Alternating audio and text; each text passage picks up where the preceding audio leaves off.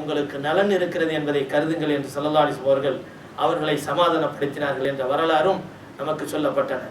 அதே போல அன்னை ஆயிஷா ரலியல்லாஹு அன்ஹா அவர்கள் சொல்லி காட்டுகிறார்கள், ரசூலுல்லாஹி ஸல்லல்லாஹு அலைஹி வஸல்லம் அவர்கள் கூறினார்கள், மன் கான யுஹிப்புல்லாஹ வ ரசூலஹ, யார் அல்லாஹ்வையும் ரசூலையும் விரும்பக்கூடியவராக இருப்பாரோ ஃபல் யுஹிப்ப உஸாமா, அவர் உஸாமாவை விரும்பட்டும் என்று ஸல்லல்லாஹு அலைஹி வஸல்லம் அவர்கள் சொன்னதற்கு பிறகு யாருக்கும் உஸாமாவின் மீது வெறுப்பு கொள்வதற்குரிய உரிமை கிடையாது என்று அன்னை ஆயிஷா ரலியல்லாஹு அன்ஹா அவர்கள் சொல்லி காட்டுகிறார்கள். உஸாமா ரலியல்லாஹு அன்ஹு அவர்களே அறிவிக்கிறார்கள் ஒரு ஹதீஸை, கானன் நபியு ஸல்லல்லாஹு அலைஹி வஸல்லம் யഖுதுனி பியதின் வல் ஹஸன பியதின், என்னையும் ஹசனையும் ஒவ்வொரு கையிலையும் ஸல்லல்லாஹு அலைஹி வஸல்லம் அவர்கள் பிடித்துக்கொண்டு, ஹசனை ஒரு கையிலையும் என்னை இன்னொரு கையிலையும் ஸல்லல்லாஹு அலைஹி வஸல்லம் அவர்கள் பிடித்துக்கொண்டு துஆ செய்தார்கள், அல்லாஹும்ம இன்னி உஹிப்பஹுமா ஃபஅஹிப்பஹுமா, யா அல்லாஹ் நான் இவ்விருவரையும் விரும்புகிறேன், நீயும் அவ்விருவரையும் விரும்புவாயாக என்று ஸல்லல்லாஹு அலைஹி வஸல்லம் அவர்கள் துஆ செய்தார்கள் என்ற ஒரு ஹதீஸையும் நாம் கடந்த வாரம் பார்த்தோம். இப்படி பல ஹதீஸுகள் எதை காட்டுகிறது என்று சொன்னால், பெருமானார் ஸல்லல்லாஹு அலைஹி வஸல்லம் அவர்களுக்கு ரொம்பவும் பிரியத்திற்குரியவராகவும் பாசத்திற்குரியவராகவும் நெருக்கமான உரிமை பெற்றவராகவும் உஸாமா ரலியல்லாஹு அன்ஹு அவர்கள் இருந்தார்கள் என்ற விஷயங்கள் நமக்கு இந்த ஹதீஸ்களின் மூலமாக காண கிடைக்கின்றன. அது மட்டுமல்லாமல் அவர்களின் சிறப்பினுடைய வரிசையிலே இன்னும் பல விஷயங்களும் காணப்படுகின்றன. ஒரு முறை உமர் ரலியல்லாஹு அன்ஹு அவருடைய ஆட்சி காலம், அந்த ஆட்சி காலத்திலே உமர் ரலியல்லாஹு அன்ஹு அவர்கள் என்ன செய்கிறார்கள், பல இஸ்லாமிய நாடுகளில் இருந்து பலவிதமான செல்வங்கள் அந்த அரசாங்கத்தை நோக்கி வந்து குவிந்த வண்ணம் இருந்தன. பெருமானார் ஸல்லல்லாஹு அலைஹி வஸல்லம் காலத்துக்கு பிறகு நிகழ்ந்த இந்த வெற்றிகள் முஸ்லிம்களுடைய வாழ்க்கையிலே ஒரு பெரிய வளமான நிலையை உருவாக்கியது.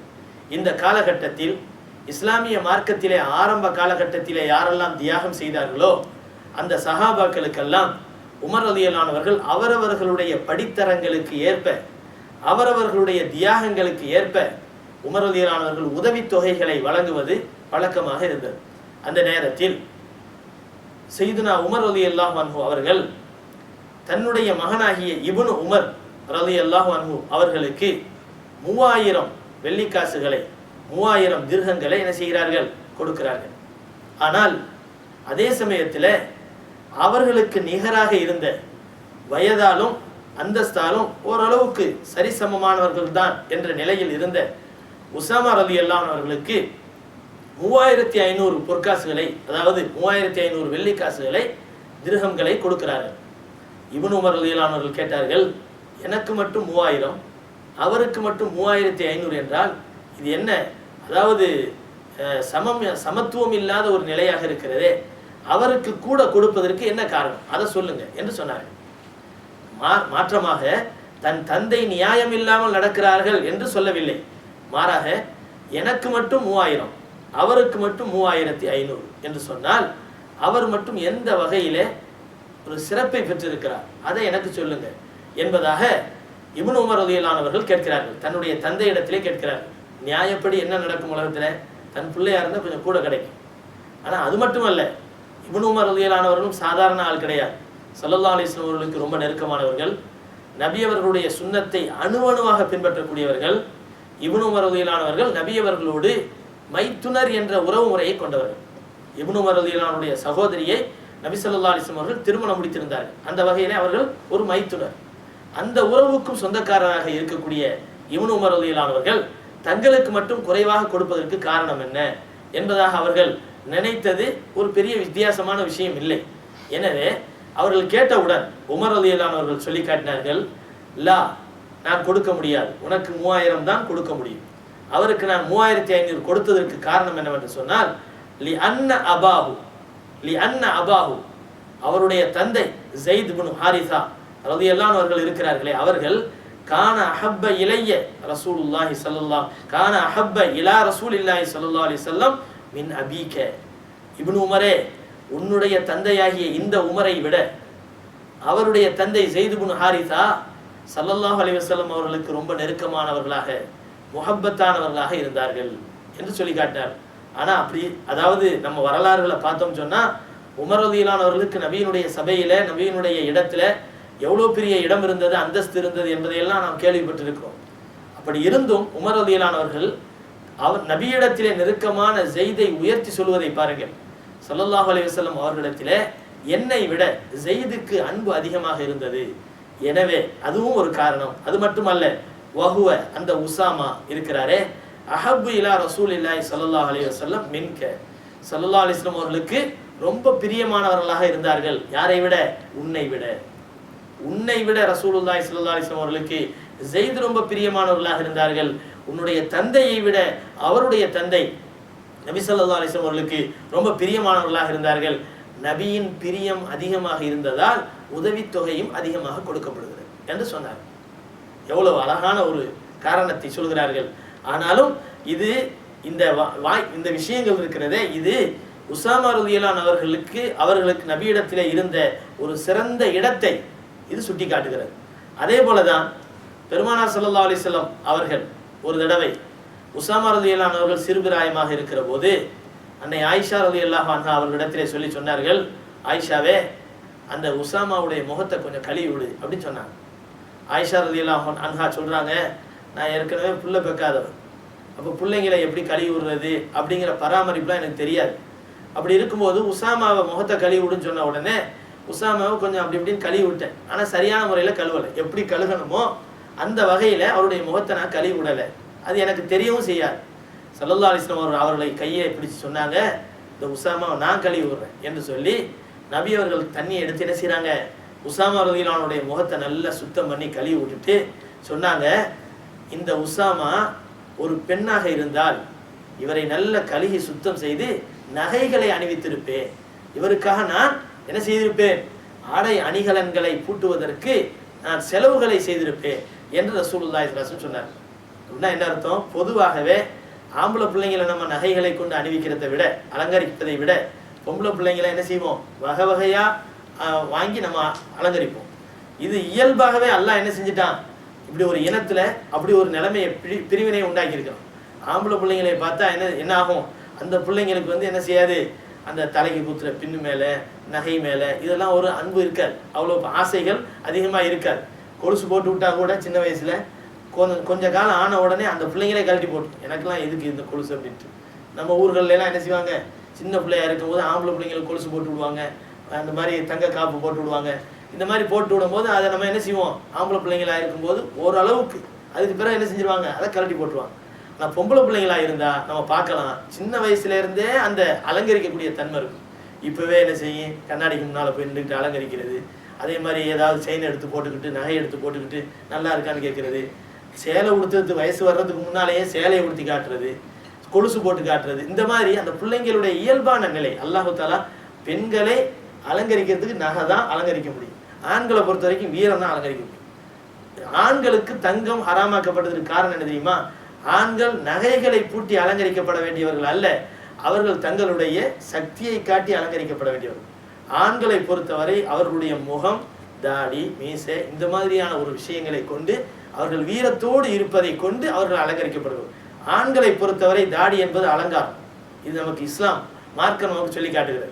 எனவே ஆனால் பெண்களை பொறுத்தவரை நகைகளை அணிவித்து அவர்களை அலங்கரிக்கும், இதுதான் அது இயல்பான ஒரு நிலை. ஸல்லல்லாஹு அலைஹி வஸல்லம் அவர்கள் இதைத்தான் சொன்னார்கள், லவ் குன்த ஜாரியத்தன், நீ மட்டும் பொம்பளை பிள்ளையா இருந்த உனக்கு நான் என்ன செஞ்சிருப்பேன், நகையெல்லாம் வாங்கி உனக்கு அணிவிச்சு அழகு பார்த்துருப்பேன் அப்படின்னு பெருமானார் ஸல்லல்லாஹு அலைஹி வஸல்லம் சொன்னாங்க. இதை எதுக்கு நம்ம சொல்றோம்னு சொன்னா, நபி அவர்கள் உசாமா ரலியல்லாஹு அவர்கள் மீது எவ்வளவு அன்பு இருந்தா அவங்கள சுத்தம் பண்ணி விட்டுருப்பாங்க, நான் உனக்காக வேண்டி நான் செலவழிச்சிருப்பேன்னு சொல்லியிருப்பாங்க, அழகு பார்ப்பேன் என்று சொல்லியிருப்பாங்க.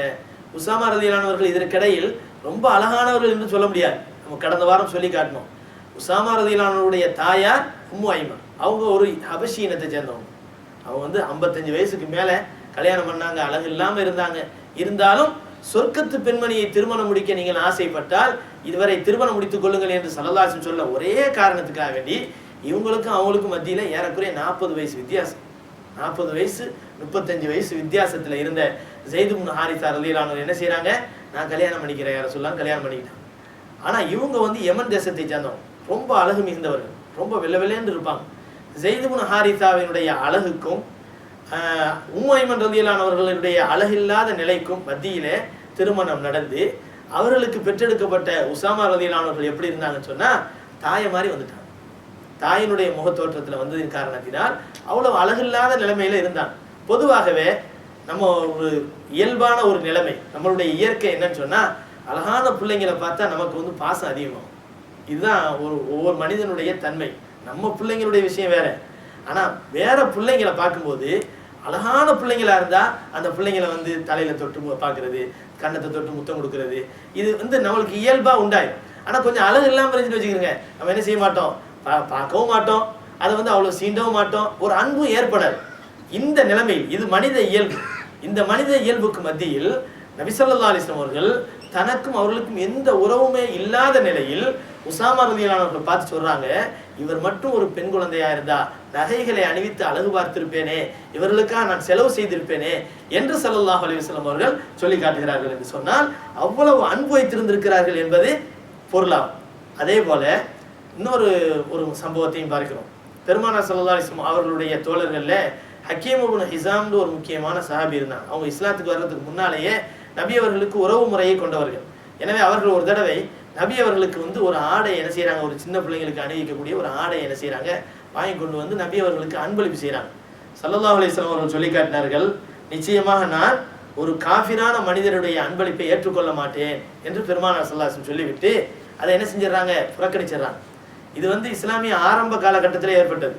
ஆனால் இஸ்லாத்திற்கு பின்னால வந்த காலகட்டத்தில் எத்தனையோ காஃபிரான மன்னர்களிடந்து வந்த அன்பளிப்புகளை எல்லாம் நபி ஸல்லல்லாஹு அலைஹி வஸல்லம் அவர்கள் ஏற்றிருக்கிறார்கள் என்ற வரலாற்றை எல்லாம் நான் படிச்சிருக்கிறோம். இப்போ இது ஆரம்ப காலகட்டம். ஹக்கீம் இப்னு ஹிஸாம் அந்த ஆடையை கொண்டு வந்து கொடுத்த உடனே நபி அவர்கள் சொன்னார்கள், இல்லை நான் இதை வந்து ஏற்றுக்கிற மாட்டேன், இது வந்து ஒரு காஃபிர் முஷ்ரிக்கான மனிதனிடமிருந்து நான் அன்பளிப்பை ஏற்றுக்கொள்ள மாட்டேன் என்று பெருமானார் ஸல்லல்லாஹு அலைஹி வஸல்லம் அவர்கள் என்ன செஞ்சாங்க, அதை புறக்கணிச்சிடறாங்க. புறக்கணிச்சதுக்கு பின்னால அந்த ஆடை ரொம்ப அழகா இருந்துச்சு, ஸல்லல்லாஹு அலைஹி வஸல்லம் அவர்களுக்கு ரொம்ப பிரியமாயிருச்சு. உடனே நபி ஸல்லல்லாஹு அலைஹி வஸல்லம் அவர்கள் வேணான்னு சொன்ன உடனே ஹக்கீம் இப்னு ஹிஸாம் அவர்கள் இஸ்லாத்துக்கு வரல. அந்த நேரத்தில் அவங்க வந்து என்ன செய்யறாங்க, அதை யாராவது விலைக்கு வாங்கிக்கிறீங்களான்னு கேட்குறாங்க. நபி ஸல்லல்லாஹு அலைஹி வஸல்லம் சொன்னாங்க, இது எனக்கு ரொம்ப பிரியமான ஆடையா இருக்குது, சஹாபாக்களே நீங்க உங்களில் யாராவது இந்த ஆடையை விலைக்கு வாங்கி எனக்கு தர்றீங்களான்னு கேட்டாங்க. உடனே ஒரு சஹாபி என்ன செய்யறாங்க, ஸல்லல்லாஹு அலைஹி வஸல்லம் அவர்களுக்கு அதை விலைக்கு வாங்கி நபி அவர்களுக்கு கொடுக்குறாங்க. கொடுத்த உடனே நபி அவர்கள் என்ன செஞ்சாங்க, தன்னுடைய பிள்ளைங்கள்லாம் இருக்க தான் செய்கிறாங்க, ஆனால் ஸல்லல்லாஹு அலைஹி வஸல்லம் அவர்கள் அதை யாருக்கு அணிவிச்சாங்க, ஹக்கீம் இப்னு ஹிஸாம் யாரு உசாமா ரலியல்லாஹு அன்ஹு அவர்களுக்கு அணிவித்து அழகு பார்த்தார்கள்.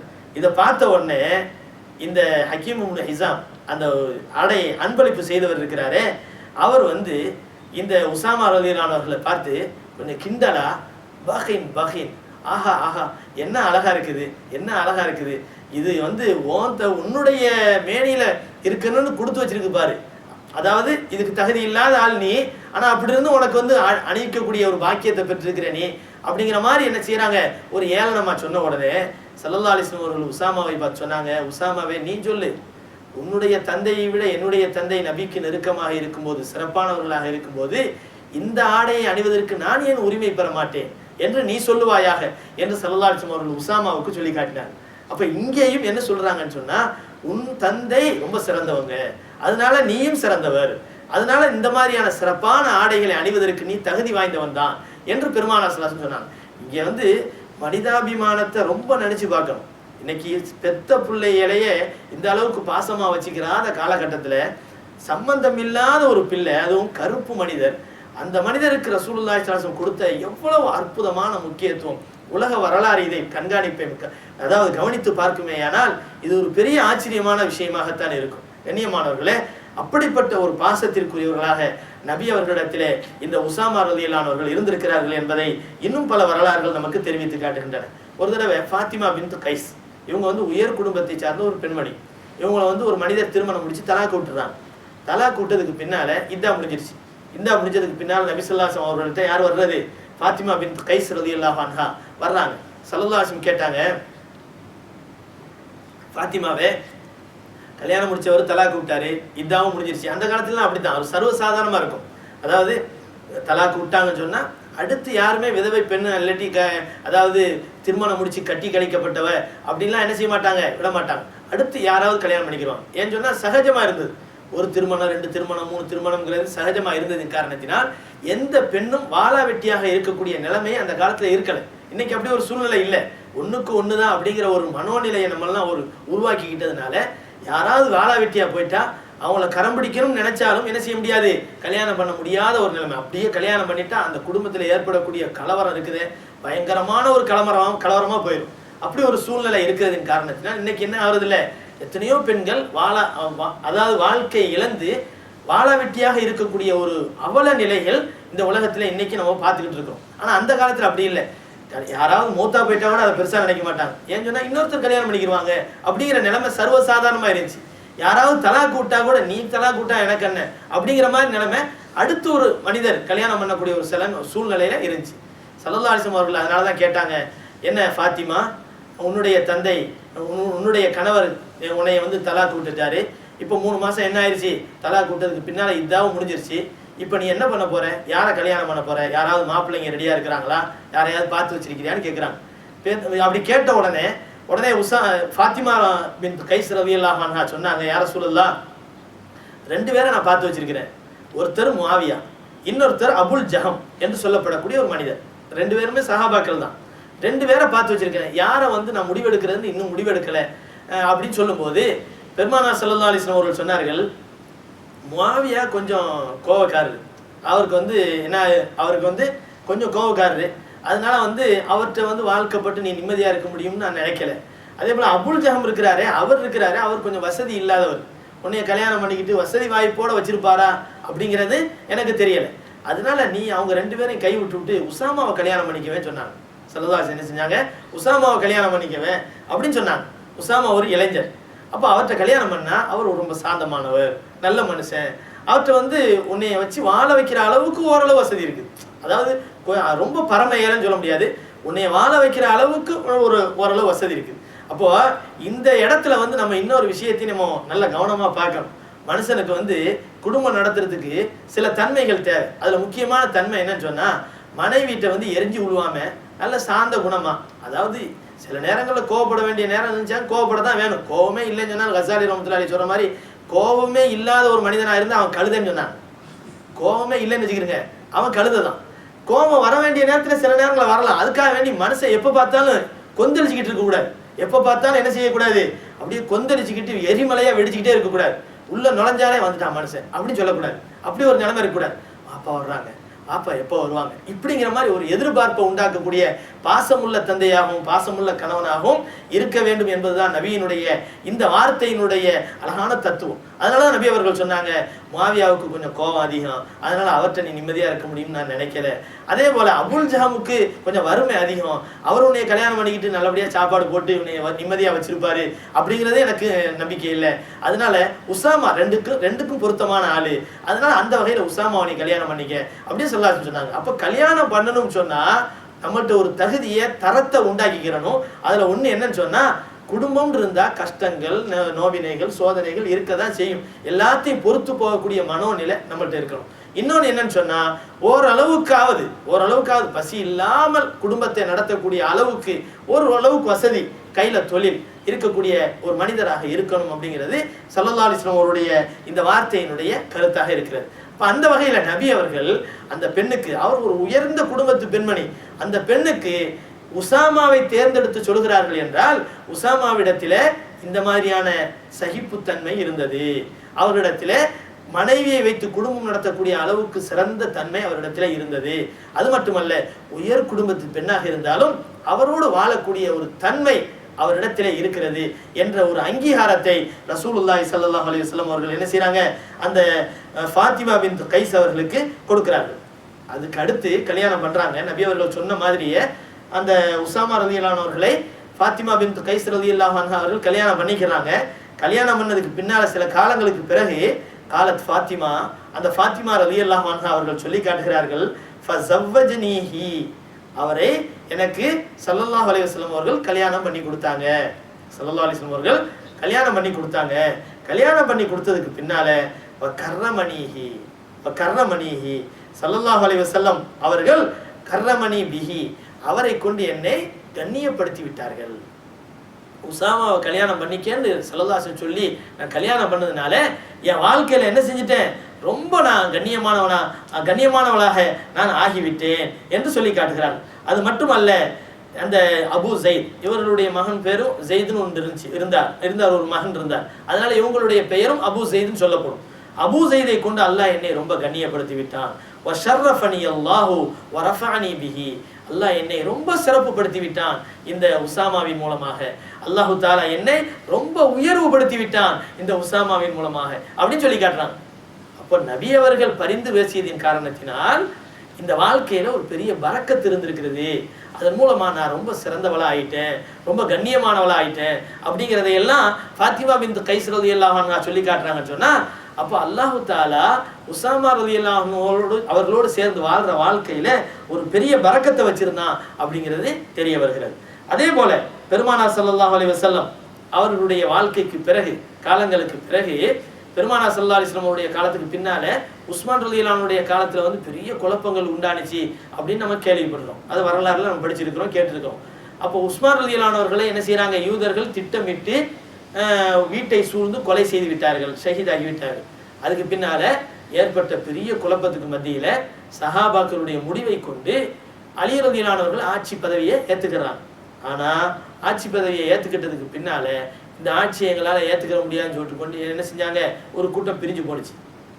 அது யாருடைய தலைமையில பிரிஞ்சு போனுச்சு அப்படின்னு சொன்னா, முஆவியா ரலியல்லாஹு அன்ஹுடைய தலைமையில பிரிந்து போனார்கள். இப்போ முஆவியா ரலியல்லாஹு அன்ஹு அவர்களுக்கும் அலி ரலியல்லாஹு அன்ஹு அவர்களுக்கும் பெரிய ஒரு அதாவது நிரந்தரமான ஒரு பிரிவினை, நிரந்தரமான ஒரு சண்டை, குழப்பங்கள், உலக சமுதாய மக்கள் முஸ்லிம்கள் மத்தியில ஒரு பெரிய பிரிவினை, முஸ்லிம்களுக்கு மத்தியிலே பிரிவினையை உண்டான ஒரு வரலாறு அந்த நேரத்தில் நடந்து கொண்டிருந்தது. அந்த நேரத்தில் சஹாபாக்களில் சில பேர் நடுநிலை வைத்தார்கள். சாது இப்னு அபீ வக்காஸ் ரலியல்லாஹு அன்ஹுடைய வரலாற்றை பார்க்குறோம். அவங்க என்ன செய்யறாங்க, நடுநிலை வகிக்கிறார்கள். இப்படி பெரிய பெரிய சில சஹாபாக்கள் என்ன செய்யறாங்க, ஒதுங்கிடுறாங்க. ஒதுங்கி நாங்க இந்த பிரிவினையில, இந்த பிரச்சனையில யாரோடும் சேர மாட்டோம், முஆவியா பின்னாலையும் சேர மாட்டோம், அலி ரலியல்லாஹு தஆலாவுக்கு பின்னாலையும் சேர மாட்டோம் அப்படின்னு சொல்லிட்டு ஒதுங்கி இருந்தவர்கள் பல பேர் இருக்கிறாங்க. அப்படிப்பட்டவர்கள்ல இந்த உசாமா ரலியல்லாஹு அன்ஹு அவர்களும் ஒருவராக இருக்கிறார். உசாமா ரலியல்லாஹு அன்ஹு அவர்கள் என்ன செஞ்சிட்டாங்க, யாரோடும் சேர்றதே கிடையாது, யாரோடுமே சேர்றதே கிடையாது.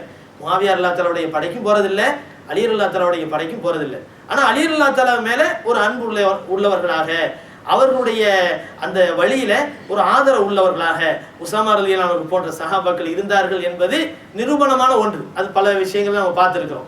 இப்போ இந்த வகையில ஒரு தடவை என்ன செய்யறாங்கன்னு சொன்னா, அலி ரலியல்லாஹு அன்ஹு அவர்கள் உசாமா ரலியல்லாஹு அன்ஹு அவர்களை பார்த்து கேட்கிறாங்க, மா குன்னா இல்லா மின் அன்ஃபுசினா யா உசாமா, உசாமாவே உங்களை எங்கள்ல ஒரு குடும்பத்துல ஒரு மனிதராக தான் நாங்கள் இது வரைக்கும் நாங்கள் நினைச்சுக்கிட்டு இருக்கிறோம். அப்படி இருக்கும்போது நீங்க மட்டும் ஃபலிம் அல்லா ததுகுலுமானா, எங்களோட நீங்க சேர்றதே கிடையாது, மாவியாவோட நாங்கள் சண்டை போடுறோம்னு சொன்னா அது நியாயத்துக்காக வேண்டி ஒரு இந்த உலக மக்களுக்கு மத்தியில் நிம்மதியை உண்டாக்கணுங்கிறதுக்காக வேண்டி தான் போராடிக்கிட்டு இருக்கிறோம். அப்படி இருக்கும்போது நீங்க யாரோடும் சேர மாட்டீங்க, உங்களை நாங்க எங்க குடும்பத்துல ஒருத்தரா நாங்க நினைக்கிறோம், ஆனா நீங்க எங்களோட சேர்றதே கிடையாது, ஏன் அப்படின்னு கேட்குறாங்க. உடனே உசாமா ரலியல்லாஹு அன்ஹு சொன்னாங்க, யா அபுல் ஹசன், ஹசன் அவர்களுடைய தந்தை அலி அவர்களே, இன்னக்க நிச்சயமாக நீங்க இருக்கிறீங்களே, நிச்சயமாக நீங்க உயர்ந்த மனிதர்கள், இதை நான் சந்தேகமே படலை. இந்த நீங்க இருக்கிறீங்களே உயர்ந்த மனிதர், இதுல எந்த சந்தேகமும் கிடையாது. ஆனால் எனக்கு ரொம்ப பிரியமானவர்கள் என்பதும் எனக்கு நல்லா தெரியும்.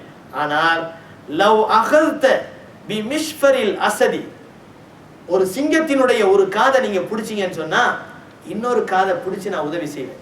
அந்த நேரத்தில் இல்லா, அந்த நேரத்தில் ஃபமன் ஃபி, அந்த நேரத்தில் நான் உங்களோடு அந்த சிங்கத்தினால் அடிக்கப்பட்டு இறப்பீர்களே, ஆனால் அதுல நானும் இறப்பதற்கு தயாராக இருக்கிறேன். ஹத்தா நஹ்லிக்கு ஜமியான், நாங்களும் என்ன செய்வோம், உங்களோடு சேர்ந்து அல்லாஹ்வுக்காக வேண்டி உயிர் கொடுப்பதற்கு தயாராக இருக்கிறோம். சிங்கத்தினுடைய ஒரு காதை பிடிச்சிங்கன்னு சொன்னா நாங்களும் ஒரு காதை பிடிச்சி உங்களுக்கு உதவி செய்வோம். அந்த நேரத்தில் நாங்கள் அழிவை சந்திப்போம் சொன்னா அல்லாஹ்வுக்காக அதை சந்தோஷமா ஏற்றுக்கிறோம். காரணம் என்ன சொன்னா, நீங்க அவ்வளோ உயர்ந்த மனிதர், அதே போல நீங்க அதிலிருந்து வெற்றி பெறுவதாக இருந்தால் அதுல நாங்களும் வெற்றி பெறக்கூடியவர்களாக இருப்போம். ஆக நல்லது கெட்டதுல உங்களோட ஒத்தாசையா இருப்போங்கிறதுல எந்த சந்தேகமும் இல்லை. அம்மா ஹாதல்லாம், ஆனா இந்த விஷயம் இருக்குதே, நீங்க சண்டை போறதுக்காண்டி என்னோட வாங்க அப்படின்னு நீங்க கூப்பிடுறீங்களே, இந்த விஷயம் இருக்குதே, அல்லதி அந்தஃபி, நீங்க அதுல மாட்டிக்கிட்டீங்க. ஃபவல்லாஹி லா அதுகுலு ஃபீஹி, நானும் அதுல மாட்டிக்கிறதுக்கு நான் விரும்பல. அதனால நீங்க உங்க நிலைமையை நீங்க பாத்துக்கிறீங்க, இதுல இந்த சோதனையில நான் அகப்படுறதுக்கு ஆள் இல்லை அப்படின்னு சொல்லிட்டு என்ன செய்யறாங்க, ஒதுங்கிக்கிறாங்க. ஒதுங்கினது மட்டும் இல்லாம இன்னொரு விஷயத்த சொல்றாங்க. என்னன்னு சொன்னா, ஒரு போர்க்களத்துல ஸல்லல்லாஹு அலைஹி வஸல்லம் அவர்கள் ஒரு போருக்கு ஆளை அனுப்பி வைக்கிறாங்க. எல்லாரையும் அனுப்பி வைக்கும் போது போர் நடந்துகிட்டு இருக்கு. அல்லாஹ் குர்ஆன்ல கூட இந்த விஷயத்தை சொல்லி காட்டுறான். அனுப்பி வச்சு சண்டை நடந்துகிட்டு இருக்கும்போது முஸ்லீம்கள் வந்து ஜெயிச்சிடுறாங்க. அப்போ காஃபிர்கள் எல்லாம் பொருள்களை போட்டுட்டு ஓட்டம் பிடிக்கிறாங்க. ஓட்டம் பிடிச்ச உடனே ஒரு காஃபிர், ஒரு முஸ்லிக்கான மனிதர் என்ன செய்யறாரு